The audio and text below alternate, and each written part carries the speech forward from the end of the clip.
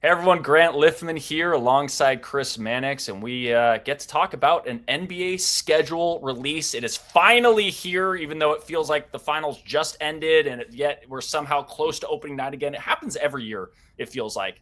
And Chris, let's just jump straight into it. Opening night, opening day NBC games. What are your thoughts? We got a 3 p.m. game. What are your thoughts on the games with the slate that day? I have no complaints whatsoever about the opening day slate. I'm not just being a company man here. I think it's 10 out of 10, perfect. All three games make a lot of sense. Celtics, let's see what they look like in the post Jaylen Brown era against a Pistons team that, as we record this, I have no idea what they're going to look like. So what is going to happen with Jalen Duren? They've had some other changes to their roster in the offseason. I love Sixers, Knicks, ring night, banner night, the whole 9 yards in New York City. LeBron James going back to New York, where he's probably going to be living this off during the season, playing against the Knicks at Madison Square Garden. And then give me as many Oklahoma City against San Antonio games as you possibly can. And I think that's the first opportunity for us to see if there has been an evolution in Chet Holmgren, because that's what I'm looking for, Grant. I want to see if Chet has put in the unseen hours this offseason, doing the work, putting it in to get ready and get better in his matchups with Victor Wembanyama. I love all three of these games on opening night.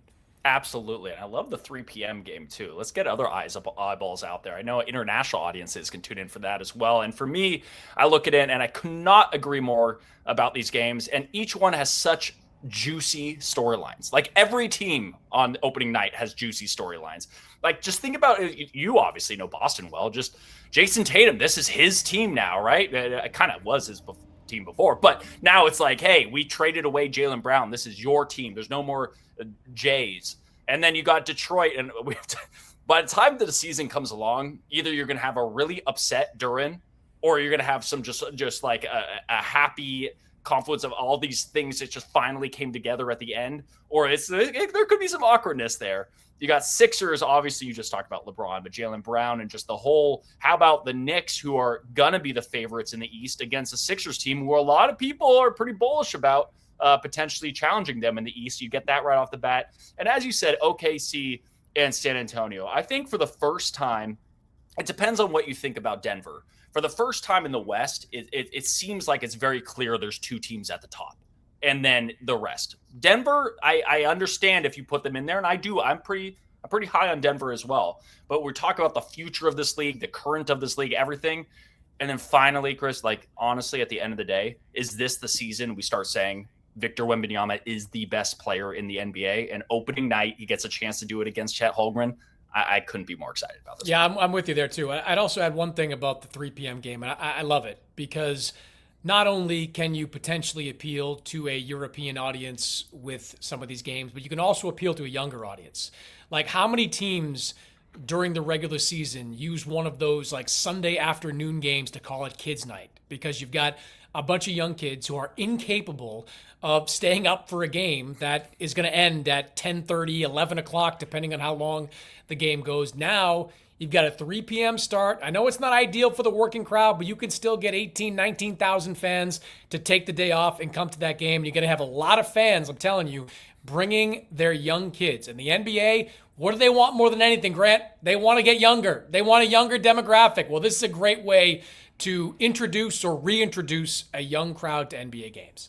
Completely agree. But speaking of introducing, let's talk about debut matchups for some of these players that are going to be on their new teams. And I want to start off with this one. Obviously, we just talked about LeBron and Jaylen Brown going on opening night. But how about with LaMelo Ball the next night and his Wolves go and play Giannis in Miami? Talk about a fun debut for both teams right there. Giannis against LaMelo, and just with it and just seeing the new vibes of these teams. That's a fun one to me.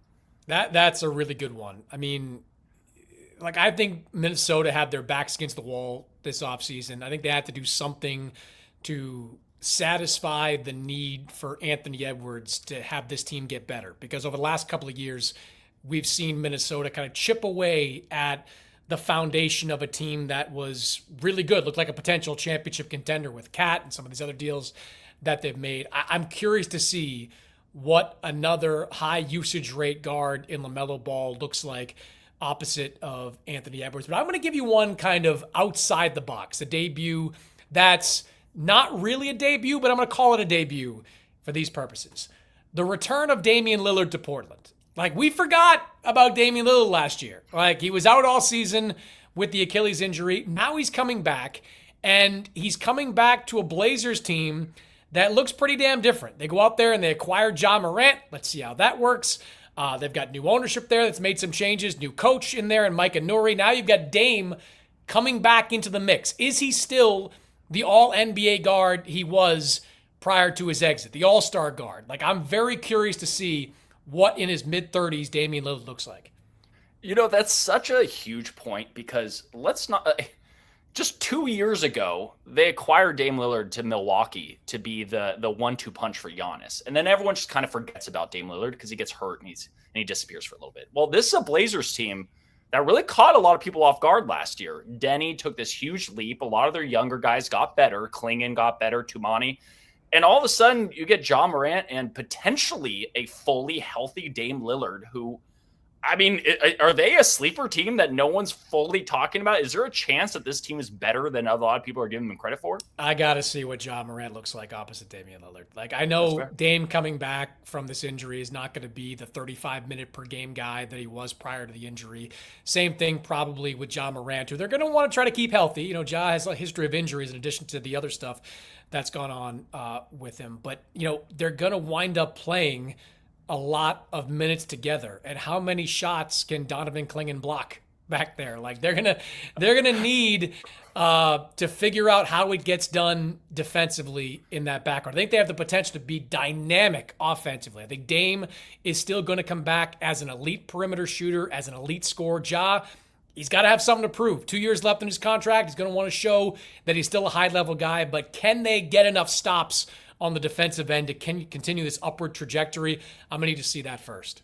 Just make sure Drew Holiday or Tumani Kamara are always on the court when one of them's on the court. Maybe that's the way to do it. Hey, here's just another fun little debut one. It's the next night. Is the second night of NBA action. Jazz at Memphis. You get a little Darren Peterson against Cam Boozer, and then also the return of JJJ, Triple J, to Memphis. That's a fun little one, right? You know, I just want to throw it. You get to see the new look Jazz. I like that. I mean, new look Jazz. Like, they were hiding this team for most of the second half of last year. So, look, this is the year Utah's got to make a big leap. I know they traded away Walker Kessler. That takes something away because they traded him for draft capital and flexibility and all that stuff. But they have got real weapons there. Their front line is really good. I want to see Jackson play alongside Markkanen. I want to see what Darren Peterson has. I just want to see what this team looks like fully whole, because I think fully whole, they can compete for a play-in spot in the Western Conference. I really believe with the coaching staff they have there, the experienced talent they have. They've got a bunch of guys. Keontae George, fringy all-star guy last year. Like, they've got the weapons to be a really dynamic offensive team. I want to see if they can bring it all together in one season. I completely agree. All right, we're talking about some anticipation we have for those matchups and debuts, but how about some revenge homecoming? Now, I want to get your thoughts on the obvious one, Jaylen Brown at Boston. I want to get your thoughts on that. But the one I want to throw out there as well is just Giannis returning to Milwaukee is going to be a huge deal. And somehow there's so many players got traded or moved teams that Giannis going to Miami just kind of got brushed on the rug just a little bit. Like, at that point, people were like, oh, LeBron and Jaylen Brown and this and that. You're like, well, by the way, Giannis left Milwaukee and he is on Miami. So when he goes back to Milwaukee, really, Milwaukee's not going to be a good team, but talk about revenge. Tyler Hero has some bad blood there. So I'm kind of excited to see how that all plays out. But please walk me through what Jaylen Brown at Boston is going to look like. It's big. Like, the tension is going to be palpable. And look, it doesn't happen, I think, till January 21st. I think that's when he goes back to Boston. So we've got a bit of a wait before we get Jaylen Brown in the Garden once again. They'll play again before that against the 76ers in Philly. But, like, that game is going to have such enormous tension because I think Jaylen Brown and Jason Tatum are both going to want to prove that they're the best wings on the floor. Like, they're going to be going at it. Like, these two better guys, guard each other. They better guard each other. I think I'll put it this way. I think Jaylen Brown will be guarding Jason Tatum. I think that's for sure. That. Now, I think will Joe Mazzulla mix things up and play Paul George against Jaylen Brown for minutes? Probably. They will eventually collide defensively for both sides. But I think to start the game, we'll see probably more Paul George. But this is going to be so intense because these guys really haven't ratcheted down the speculation that they were frenemies, right? Like they were good friends, teammates, but also healthy competition. Like Jaylen Brown, his opening press conference with Philadelphia, he was asked point blank, have you talked to Jason Tatum? His answer was not really.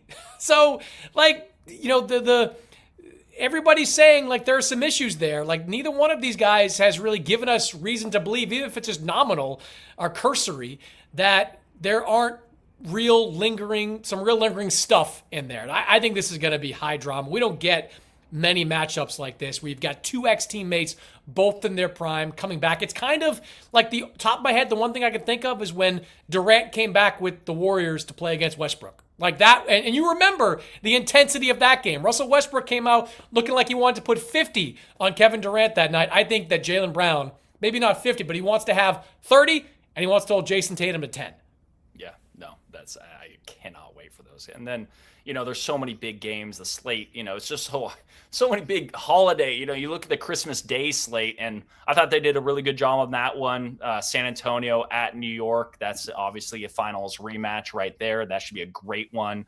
LeBron going back to LA. That's, you know, I don't think there's as much of a storyline there, but, you know, that's still interesting. It's something to look at. Hey, I think it's kind of cool that Washington plays Utah. You know, at some point they should have been on Christmas Day. I think that would have been more fun, you know, a little number one versus number two. Maybe I'm too much into the rookie. Here's the thing. We've talked about this rookie class for so long. It feels like we're getting lost because, again, so many stars moved and all this happened. Is like DeBonsa, Peterson, Boozer, Caleb Wilson. Like, I'm excited for these debuts. So maybe I was just thinking outside the box. That could have been a Christmas Day one. But I think in general, pretty solid slate for Christmas Day.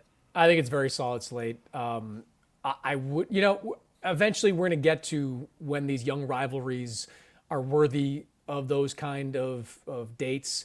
I am excited for the DeBansa-Peterson first matchup. Both those guys believing they should have been the number one pick. I'm sure Cam Boozer felt the same way. Caleb Wilson, I'm sure he feels the same. Like, there's a lot of guys at the top of that draft that certainly feel like they are going to emerge as the best player in that draft. But I like the Christmas Day slate. The only change I might make is give me more Victor Wembanyama versus Chet Holmgren. Like, give me more of these games. Like, I want them on every marquee date you've got. I want them on opening night. I want them on Christmas. I want them playing in the Cup final. I want them on Martin Luther King Day when NBC's got the quadruple header. Like, I want as much Victor versus Chet as I can get, because that is like the matchup that's going to define these guys for years to come. Like, both these guys are going to be superstars in their own right, but how they play against each other and who gets the leg up in terms of team success, that's going to be what really separates them. I love it. Let's talk about a couple other games maybe you notice on the schedule. And I was looking through our schedule, the NBC schedule, and there's some just great games. I'm looking at even just as simple as December 29th in the holiday spirit. You remember LA took down Houston the first round, a big upset. You got Durant going back to LA. There's some bad blood there. They don't love each other between those teams right there. So I could see some fun fireworks there. MLK Day is just loaded. You mentioned MLK Day. I love any MLK game in Atlanta, as it should be, is awesome. But then how about you bring back Jaylen Brown, who's from there, Marietta. He goes there with LeBron James and the crew to Atlanta. That's a fun game. President's Day. How about this? You got LaMelo returning to Charlotte. Charlotte's going to be a fun team to watch again. So I love that. February 15th. And then I just threw in a little fun one on President's Day as well. How about Indiana? People are just forgetting about Indiana. Indiana at Golden State. A little Curry, a little Halliburton. You put Curry on any national TV game, I'm good to go. Like, let's watch this. But those are some games that kind of pop for me.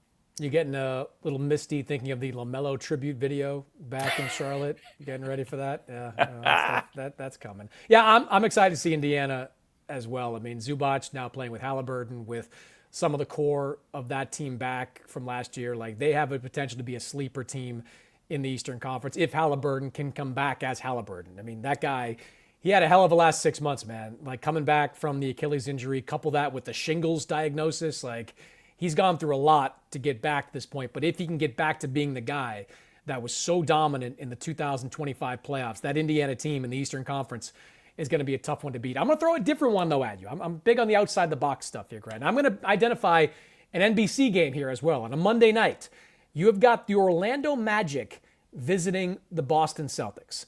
Now, the Orlando Magic, to me, they're fascinating. They are one of the most fascinating teams because I think that team grotesquely underachieved last year. I think they're so much better than their record indicate and how their season ended. I think they've got bona fide stars in that front court in Wagner and Paolo Banchero. They've got good guards in the backcourt, and they've got a coach now who I think is going to quickly emerge as one of the better coaches in the NBA. Sean Sweeney is the real deal as an NBA head coach. There's a reason that teams are tripping over themselves last year to try to get this guy to interview, to try to get this guy to be their head coach. I think he is going to bring real organic growth to the Orlando Magic. It's going to get them back on the track of the 50-win team, or close to 50-win team, that they were a few years ago. I think they have the potential to be a top 3 seed in the Eastern Conference. I think that Celtics game in Boston, November 16th, Monday night, that's the first real test of what the Magic are. I love it. I was so bullish on Orlando last year. They made me look so bad. Orlando. No, but to be fair, I also did courtside games for their playoff series against Detroit. I got a couple of them in Orlando, and they started looking like the team we thought they were going to be. And then Franz goes down, and they end up losing that series. But man, I agree with you. That team is talented, and Sean Sweeney, people are going to learn a little something about Sean Sweeney. He's a good coach, but I'm excited about the season just in general, man. It just, you look at the schedule, I was looking it through, and unlike years in the past, and hopefully this is because of some of the lottery reform does help with this, but there's a few gimme games throughout the year, but not many. Like, you can't just put Utah as a gimme or Washington as a gimme. Like, these teams are going to be better, and it's going to be hard winning a lot of games this year. So it's going to be so interesting. Maybe it'll look different by the end of the season, but I think the beginning of the season, right out the gates, there's going to be a lot of upsets, or we'll actually learn about teams that potentially are better than we anticipated, Chris. Well, the question really is, like, how many teams are truly entering this season thinking we're not going to be competitive for a play-in spot? I'm looking right now. The Eastern Conference, Chicago probably saying that. Brooklyn probably saying that, though that says a lot about Brooklyn at this point. So there's maybe 2 teams in the Eastern Conference. Sacramento is going to be biblically bad, I think, this year. I think they're the worst team in the Western Conference by a country mile. Memphis is rebuilding. Dallas not competing for a play-in spot, but Dallas just gets Risha Shea. You got year 2 of Cooper Flagg. You've got a new coach in Dusty May. Like, I think they're going to try to be competitive this year. You can probably say there's 4 to 5 teams that enter the season thinking that it's over, that they're headed towards, frankly, relegation is where the NBA has changed the lottery rules. But that means there's 25-ish teams that believe they can be in the postseason. That's exactly what the NBA wants. That's going to create so much competition in all these regular season matchups. All these games on NBC, on ESPN, on League Pass, every single night you're going to get great matchups because this is the year that, at least for now, tanking is not a thing in the NBA. You're just going to have teams that are trying to compete for play-in or playoff spots every night. Completely agree. Man, is it October yet? Or are we, okay. Actually, you know what, just take a little break. You get a vacation at some point, Chris. I don't know. Gotta take it. Yes, at some point. All right. Thanks for joining us. I'm Grant. That's Chris. See you around. Hit subscribe for more news, highlights, and analysis from the NBA on NBC.